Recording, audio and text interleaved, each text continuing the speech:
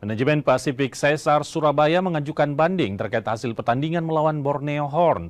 Kemenangan di detik terakhir Borneo Horns terjadi menyusul dugaan kesalahan teknis dari perangkat pertandingan terkait waktu.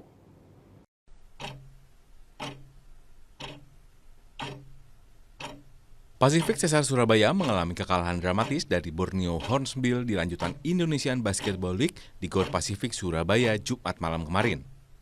Kemenangan Pasifik Caesar yang sudah di depan mata harus buyar setelah 2 detik terakhir kuarter 4 lemparan pemain Borneo Hornsbil masuk ke dalam ring. Borneo Hornsbil dinyatakan menang dengan skor tipis 97-96. Tetapi kemenangan Borneo Hornsbil menuai protes dari kubu Pasifik Caesar Surabaya karena sebelum pemain Borneo Hornsbil mencetak poin kemenangan, ada kesalahan teknis dari perangkat pertandingan yang telat menjalankan timer atau waktu. Hal tersebut membuat klub asal Surabaya mengajukan banding ke IBL dan Perbasi. Tapi pada waktu inbound play, bola setelah disentuh oleh Xavier Ford, waktu nggak berjalan. Kalau menurut sesuai aturan itu sih seharusnya kan dimainkan ulang set play tadi dengan sisa 2 detik ya. Jadi biar mendapatkan hasil yang sesuai.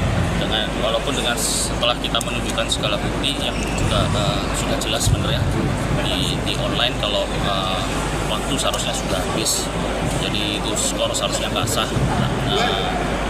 Tapi entah kenapa keberatan kita ditolak, jadi ya kita sekarang mengajukan banding, ya semoga segera diproses.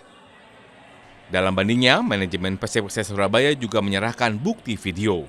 Akibat kekalahan tersebut, Pasifik Caesar Surabaya harus bertahan di peringkat ke-10 dengan 18 poin di klasemen sementara IBL musim ini.